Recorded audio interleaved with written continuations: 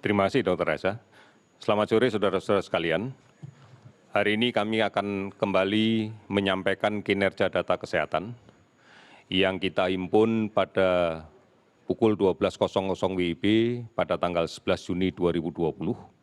Ini adalah data yang bergerak dari tanggal 10 kemarin pada pukul 12.00 WIB. Hari ini kita telah melakukan pemeriksaan spesimen sebanyak 16.702 spesimen. Sehingga total sampai dengan hari ini yang kita periksa adalah sebanyak 463.620 spesimen. Dari pemeriksaan sebanyak ini kita mendapatkan data konfirmasi positif COVID-19 sebanyak 979. Sehingga total sekarang ini akumulasi kasus positif kita menjadi 35.295 orang. Kalau kemudian kita teliti lebih lanjut, besaran angka ini kita lihat pada beberapa provinsi yang masih cenderung tinggi, di antaranya adalah Jawa Timur. Hari ini melaporkan ada 297 kasus positif baru, meskipun juga dilaporkan ada 112 kasus yang sembuh.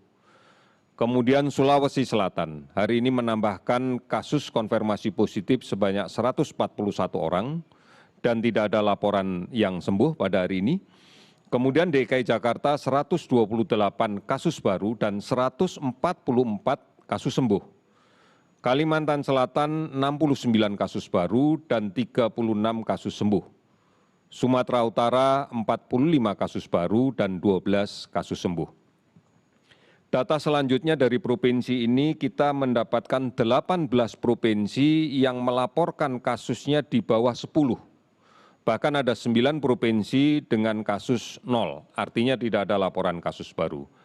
Hal-hal yang cukup mengembirakan diantaranya Sumatera Selatan meskipun hari ini melaporkan 42 kasus baru, dilaporkan juga 55 orang sembuh. Kemudian Nusa Tenggara Barat. Hari ini melaporkan 11 kasus, ini lebih rendah dibanding kemarin, dan melaporkan kasus yang sembuh ada 44 orang. Kalimantan Barat hari ini tidak ada kasus baru, tetapi ada dilaporkan 7 kasus sembuh. Saudara-saudara, kalau kemudian kita rinci lebih lanjut pada masing-masing provinsi, sebagai contoh misalnya Jawa Timur, DKI Jakarta, Sulawesi Selatan, spesimen yang kita terima lebih banyak spesimen dari hasil kontak tracing yang saat ini sangat agresif dilaksanakan oleh Dinas Kesehatan setempat. Ini adalah bagian dari arahan yang diberikan oleh Presiden bahwa sumber penularan yang ada di masyarakat harus dicari, yaitu dengan melakukan kontak tracing dan kemudian melakukan pemeriksaan. Sebagian besar dari kasus yang kita temukan dan kemudian positif pada kontak tracing adalah kasus yang tanpa gejala atau dengan gejala yang minimal yang dipersepsikan bahwa yang bersangkutan tidak mengalami sakit apapun. Inilah pentingnya bahwa kasus ini harus segera kita edukasi untuk bisa melaksanakan isolasi secara mandiri. Karena kalau tidak, ini akan menjadi sumber penularan yang ada di tengah masyarakat. Oleh karena itu, kami mengingatkan kembali bahwa pada kasus-kasus tanpa gejala yang sudah terkonfirmasi positif dari pemeriksaan PCR atau melalui TCM harus melaksanakan dan mematuhi protokol isolasi mandiri yang ketat. Karena kalau tidak, ini akan bisa menjadi sumber penularan untuk masyarakat sekitarnya. Total kasus sembuh sampai dengan hari ini yang kita rekap adalah 507 orang. Sehingga total yang sembuh adalah 12.636 orang. Meninggal 41 orang sehingga total yang meninggal sampai dengan hari ini adalah 2.000 orang. Saudara-saudara, 424 kabupaten kota telah melaporkan ada kasus positif terkonfirmasi di 34 provinsi.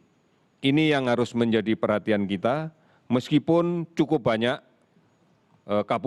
provinsi yang berada di Indonesia dengan kasus di bawah 10, dan beberapa provinsi yang kecenderungan data kenaikannya tidak terlalu signifikan, artinya berada pada putaran angka itu.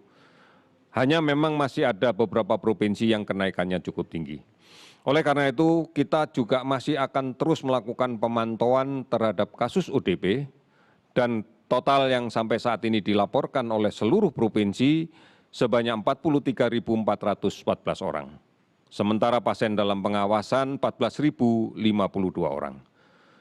Gambaran ini harus kita yakini bahwa upaya kita untuk aman dengan cara menjaga jarak, menggunakan masker, mencuci tangan adalah cara yang terbaik. Hindari kerumunan. Karena dari kontak tracing yang kita lakukan, seringkali kita tidak bisa mengidentifikasi siapa yang kontak dekat dengan dia karena berasal dari kerumunan. Kita lihat beberapa kejadian kerumunan masyarakat di pasar, kemudian di tempat-tempat tertentu, ini yang memberikan ruang bagi memungkinkannya proses penularan. Oleh karena itu, menjaga jarak dan menghindari kerumunan sesuatu yang penting. Dan dari beberapa data yang kita dapatkan, penggunaan masker yang tidak benar juga berkontribusi terhadap penularan ini. Kita masih sering melihat masyarakat menggunakan masker hanya menutup hidungnya, tidak menutup hidungnya, hanya menutup mulut, tidak hidung. Bahkan ada beberapa yang kemudian hanya menutup dagunya, atau tidak menggunakan secara baik, melepasnya, menyimpannya atau mencucinya.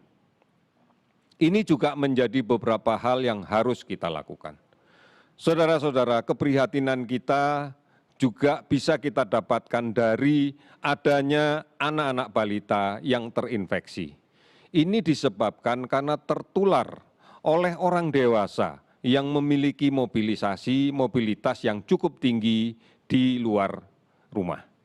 Oleh karena itu, mari kita bukan hanya berpikir aman untuk kepentingan sendiri, aman tidak tertular, tapi pastikan bahwa kita juga aman untuk lingkungan kita, bahwa kita juga aman untuk keluarga kita, agar kita tidak menjadi sumber penularan di tengah-tengah keluarga.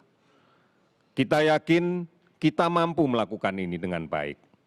Dibutuhkan komitmen, disiplin, dan kebersamaan terus-menerus.